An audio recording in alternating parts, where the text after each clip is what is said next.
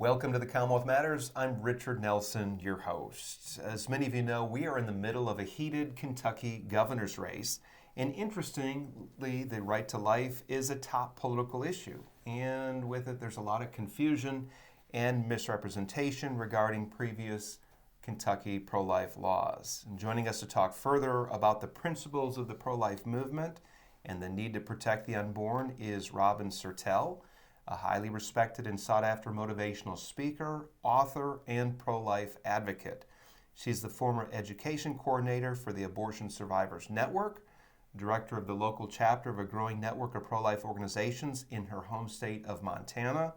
Robin's life is a testimony to the power of forgiveness, and her message is one of hope and inspiration for people of all ages and backgrounds.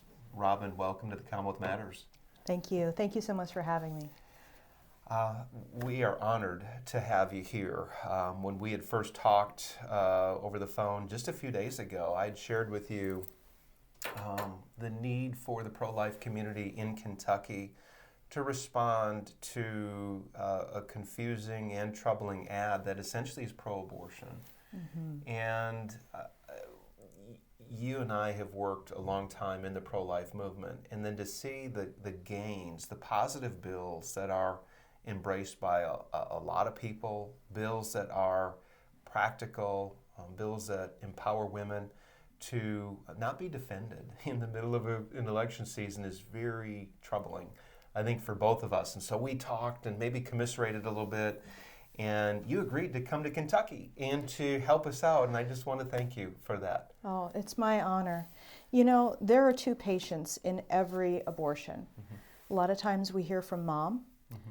After she has successfully terminated her pregnancy, we hear a lot of moms speaking out, saying they regret their abortion.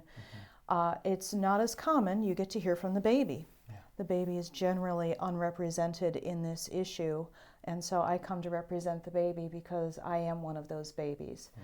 My mother tried 3 times to abort me using saline infusion abortion. And so I guess I bring a little bit different perspective to the table. You do, and it's an important perspective, and it really puts a face on the life that we're talking about. Because often these pro-life bills, there's logic behind them, there's some science, there's this idea of fully informing women so that they know, there's this idea of protecting the life at certain stages. But to actually have somebody talk about the need for these laws, who's actually survived an abortion, that's a whole different angle. And that's why we wanted you to come in. Well, and thank you for having me. Well, it's really, it's our pleasure to have you here. So let me set this up by saying this. Commonwealth Policy Center has engaged the political and policy arena since 2012. One of our core issues, as many of the listeners know, is protecting and elevating the sanctity of human life. We've been involved with helping to elect pro-life candidates, but also we're shaping pro-life policy in the Commonwealth. Mm-hmm. And Robin, we have helped to enact 13 pro-life bills in Kentucky in the last 7 years. By God's grace, a lot of hard work, a lot of really good legislators, we've been able to see these bills enacted. Many times, these bills passed by huge margins. Wonderful. 80%, 90% majorities in both the House and Senate are behind these bills. And I think if you were to poll Kentuckians, you'd find that most Kentuckians are in favor of these bills as well. Mm-hmm. As it stands right now, abortion is illegal in the Commonwealth of Kentucky. There are no abortion centers in Kentucky. We're an abortion-free state. That's worth celebrating. It is. Praise God. I just saw a number the other day where there were no abortions reported for the month of September, and that has been the trend for several months. No abortions reported in the Commonwealth. And it doesn't mean that women are going to other states to have abortions. They are, and that's unfortunate. But as far as what's happening here in the Commonwealth, no abortions are happening. However, about 3 or 4 weeks ago, one of the major gubernatorial candidates, actually current Governor Andy Beshear, kicked off a television ad that featured a young woman in her 20s who shared a story of when she was 12 years old, she was raped by her stepfather. Awful, horrible story. And you could see the passion and feel the passion and do nothing but hurt for her and what she went through. But Governor Beshear is exploiting her trauma to push this narrative, essentially, that pro-life laws don't take into consideration people like her. They're making the case that there's no rape exception to having an abortion in the Commonwealth. And for me personally, that I can, again, it's sad to hear a story like that, and I empathize with that young woman. At the same time, the case is being made that Kentucky should essentially do away with its pro-life laws because of that difficult and hard circumstance. Robin, I guess I'll start with this, addressing that TV ad. How would you respond? What would be the compassionate and principled response? I think we've got to have both in there, right? We want compassion, but we've got to land on a place of principle. Absolutely. First of all, my heart goes out to this young lady. She's going to grow up being the face of this. She's going to be 42 someday, 62, 72, looking back at this and going, oh my gosh, why did my parents put me in front of the news cameras when this was going on in my life and I should have been compassionately, quietly protected? Why wasn't my dignity shielded in this? She's already been, made so vulnerable because of what she's been through. This trauma is, the exploitation of trauma is terrible. Yeah. So my heart goes out to her for what she's been through. To be violated as a young girl was horrific and should never have gone any further publicly. So as a mom and a grandmother, my heart breaks for her in that way. Yeah. To see that this is being used for political gain is just sickening. And people should look at the truth of the heart behind this. To vote for someone who would use a 12-year-old in their most vulnerable stages like this and exploit that trauma should show the cards of the other side. That should definitely be a massive batch of red flags. So that's first of all. But then let's look at the laws. Since talking with you, I've done a little research online just to double check everything that I know to be true. And so I did go out and do a little further research, and I was just reading, even as late as this morning, Charlotte Lozier Institute has some very wonderful educational pieces and articles where they've done research, usually based on Texas. We know Texas is also a very pro-life state, and their heartbeat laws are pretty bulletproof. We know that, of course, they're trying to, Austin is trying to stay weird and things like that. But Charlotte Lozier used them as a case study when liberals went back and said, now wait a minute, you can't have all these pro-life laws because of similar reasons.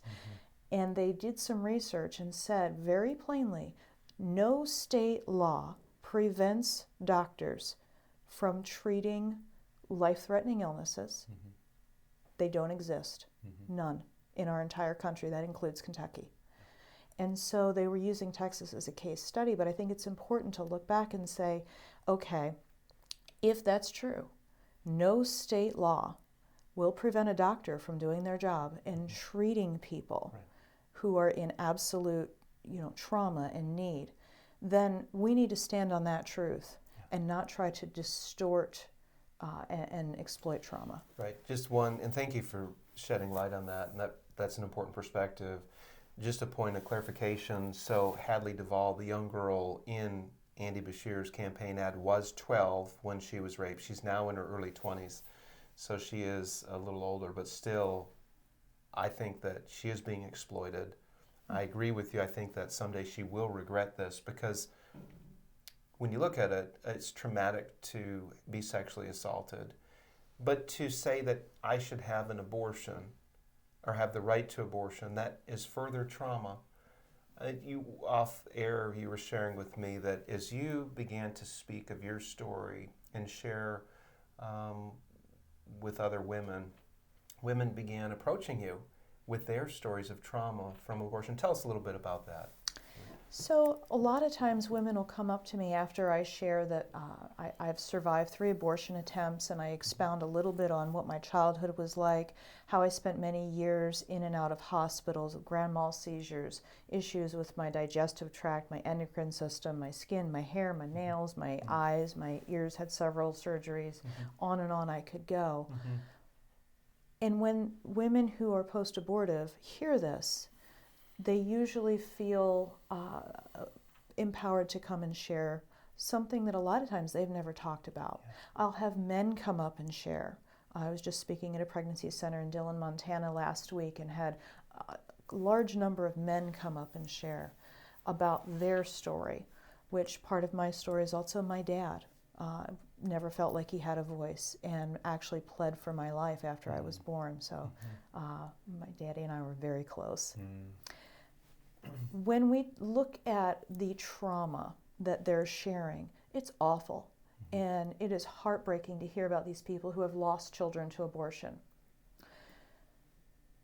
But when we talk about people who have been raped, and that is a horrific circumstance that should never be diminished, we know that when you lump together rape, incest, and the life of the mother situations, that is less than 2% of all abortion cases.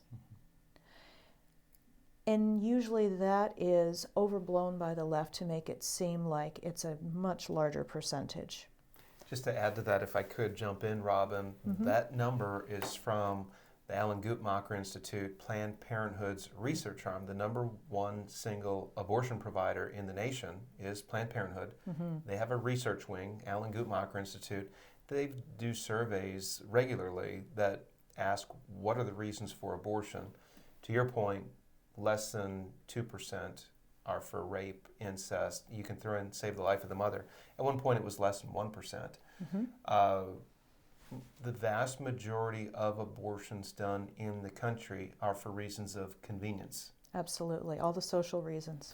And if you think about that, if we put ourselves, if you put yourself in that category of, are you a convenience or not? If I put myself in that category, no, we're not conveniences. We shouldn't be a choice, but we're people made in God's image. And I was born before Roe v. Wade was passed down, that legalized abortion on demand over the country. So abortion in my home state of Wisconsin, it wasn't an option. After 1973, abortion was available everywhere. And see, that's right when I was born. Okay. I don't mind 73. Well, that was during the time that I was in Mom's womb. I was born March 28th of 1974. And I don't mind sharing that, because every day I get to walk this earth is a day I get to triumph over evil. Yeah. And so I was born right in that volatile time. And so there was a lot of press pushing women to try to figure out, well, you have a choice now. This was relatively a new narrative. Not that abortion was new, but the narrative was new.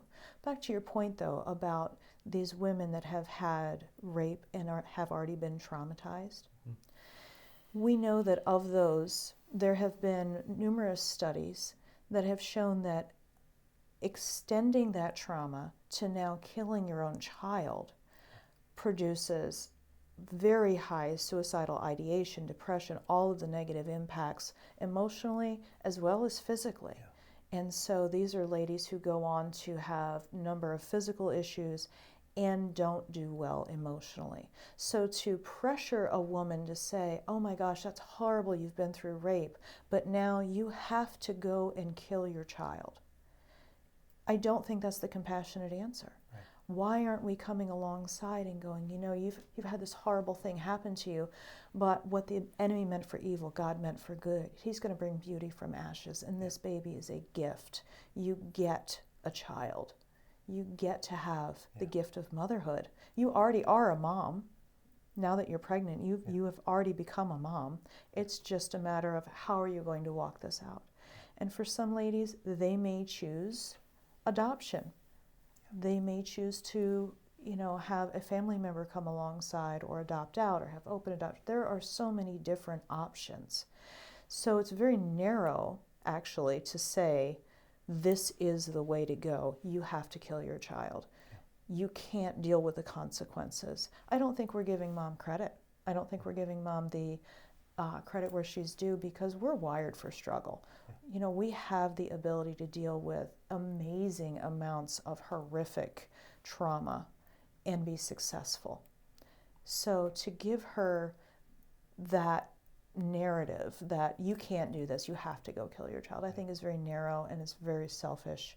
I think it's a greedy option. I think it boils down to dollars and cents, where, you know, we could go and stand alongside her, give her the option of a different outcome. And those moms in these studies who have had compassionate people help them raise their child or adopt them out, they succeed physically, emotionally, spiritually, so much better.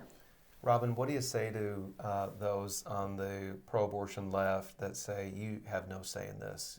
I'm thinking of people like me. You're a man. You cannot relate to what a woman goes through when she's in an unplanned pregnancy, or a woman was sexually assaulted and finds herself pregnant.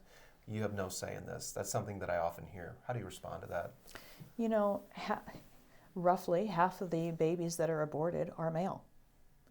So where's that? Mm-hmm. You know, those are little boys. Mm-hmm. Just like little girls are being adopted. How are we saying that's women's rights when you're killing half the women? Yeah. That's silly.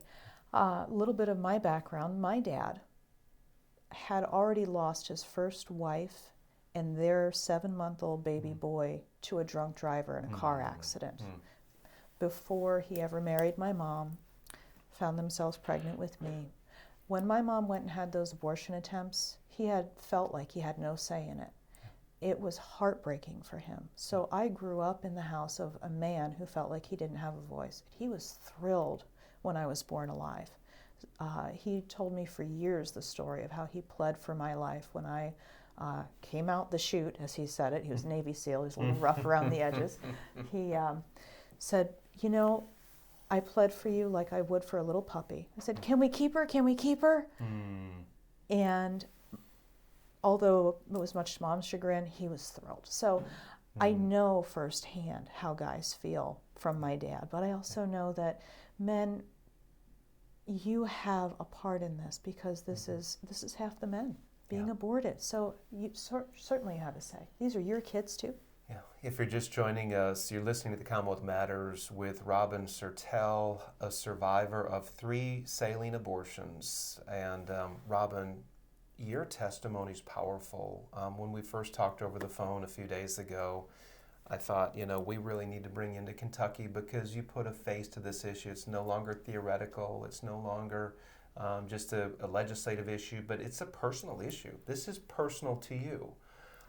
Your mother tried to abort you, and which makes me wonder, how in the world did you ever find forgiveness in your heart to forgive your mom? His name is Jesus. His name is Jesus. You know, I'll never forget when I was pregnant for my oldest child.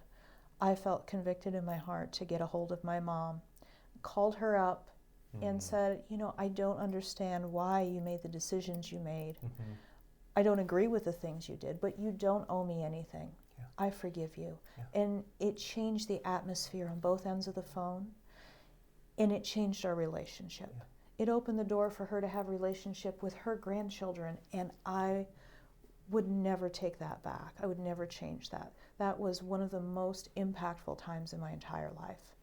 And so I believe forgiveness is key, because it set me free, and it released a freedom to her to allow us to have a bit more of a relationship.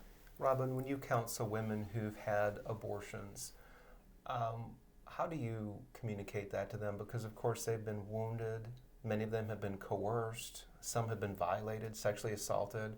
But they deal with guilt and shame. But how do you approach the issue of forgiveness with them? Do you just say, hey, here's the one who ultimately forgives us? How do you start that conversation with them? You know, I think we have to acknowledge that there was a wrong. Yeah. And culturally, we misunderstand forgiveness. We think it just is a remorse. Oh, I'm sorry. and that's it, and we move on. Well, a toddler can say they're sorry when they have no remorse. We actually ingrain that in them, unfortunately, culturally. And that's not what forgiveness is. It's the removal of a debt, and we can think of the student debt forgiveness. It's a beautiful picture of it. Jesus forgave all of our debts. He released us from them. He didn't just transfer them to the taxpayers. So when we think of this, he owns everything. And when he gives freely. So when I talk to women who have lost a child to abortion, first of all, I couch it in that. You have lost a child to abortion. And I think that helps them to think of it differently. I help them to understand whether, what was your path? Were they coerced, which is very unfortunately common. And then we have to go through forgiving themselves for handing that decision over to mom or their pastor, unfortunately, or their culture who said it's not time for you to have a baby, or this is going to derail your career or your degree or whatever it is. Forgive boyfriend or husband or whoever it was. If there was any violation involved, then we need to walk through forgiving that perpetrator, understanding that there was a huge wrong and that you are able in Christ to release that forgiveness because of what Jesus did. Not because what they did is right, but because you have the ability. When sin abounds, grace superabounds. So we get to give grace. And we get to help them to understand that it doesn't make what happened right. It makes it so wrong that only Jesus' death on the cross could atone for that. But because of his atonement, you don't have to hold the burden. And so we get to transfer and give that to him. That's a radical message. And it's a message that doesn't resonate with the world according to its system, where we would rather exact vengeance. We'd rather get even. We'd rather punish and tell women that, hey, this is the solution to the crisis that you're in or this dilemma that you're in is to have the abortion. One thing I notice is that there's a lot of anger in the pro-abortion crowd. Oh, yeah. I see a lot of anger coming through the television spots. I see anger when I go to legislative committee hearings when pro-life issues come up.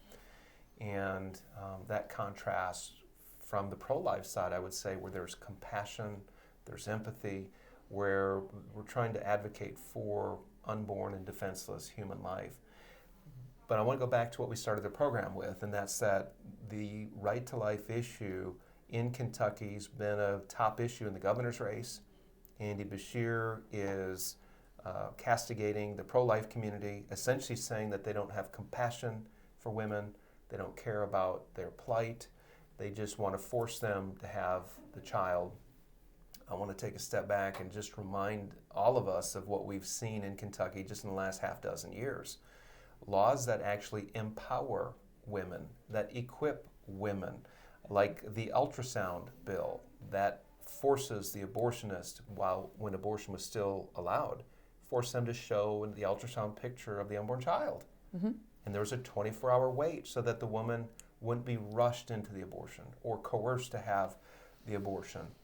Another bill was the abortion pill reversal. Now, the majority of abortions are through chemical means. It's through a 2-pill process.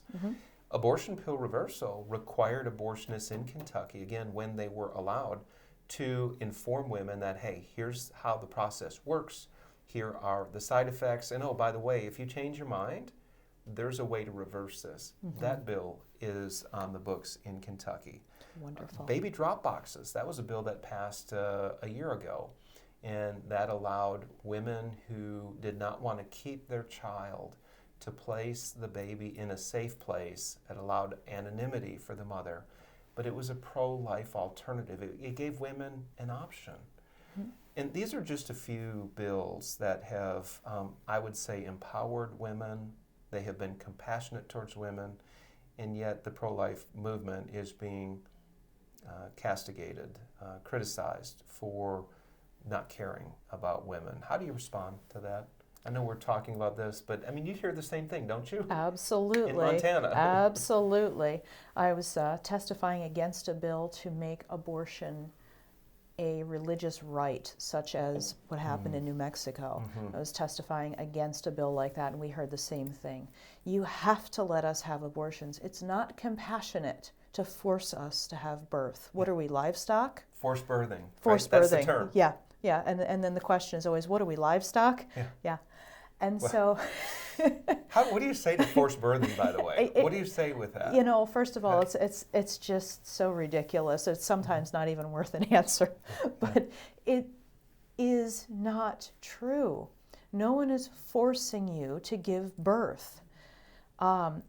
If you have been forced to have sex, that's rape. Yeah. That's the only situation where that's true, and in which case you can put your baby in a drop box. You can adopt out your child. But it is not compassionate to make a person feel forced to kill their child. It is not compassionate to do that. You know, it's unfortunate when we testify, we can't use the word murder a lot of times in relation to abortion because that's a legal term. It says you have to have, it has to be unlawful, it has to be premeditated.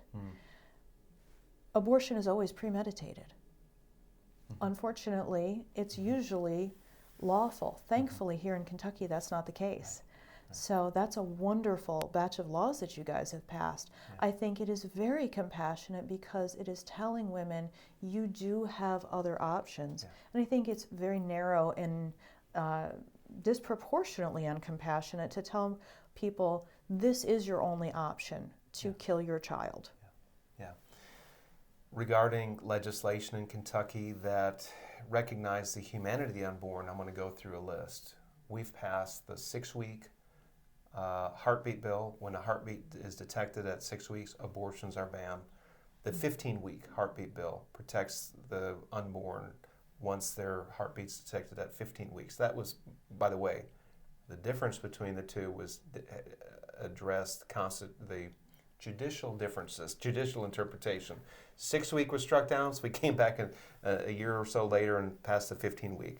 We passed the Pain-Capable Unborn Child Protection Act. Babies in the womb feel pain. Absolutely. And that bill banned abortions at 20 weeks or after and said this is not humane to tear the child apart in the womb because they feel pain. There was also the rights of the unborn, Human Rights of the Unborn Act, which banned abortions based on gender, ethnicity, race. These bills recognize the humanity of the unborn. And Robin, you put a face to the need for these bills and the rationale for why these bills were passed. And I want to thank you for that. We are just about out of time. Do you have a last word? Just 30 seconds here. I am just so grateful to be here in a state that actually recognizes that there are 2 patients in every abortion and they are being served well. Thank you for your work here. God bless you, Robin. Thank you so much for your voice and look forward to doing that press conference with you later today. Thank you.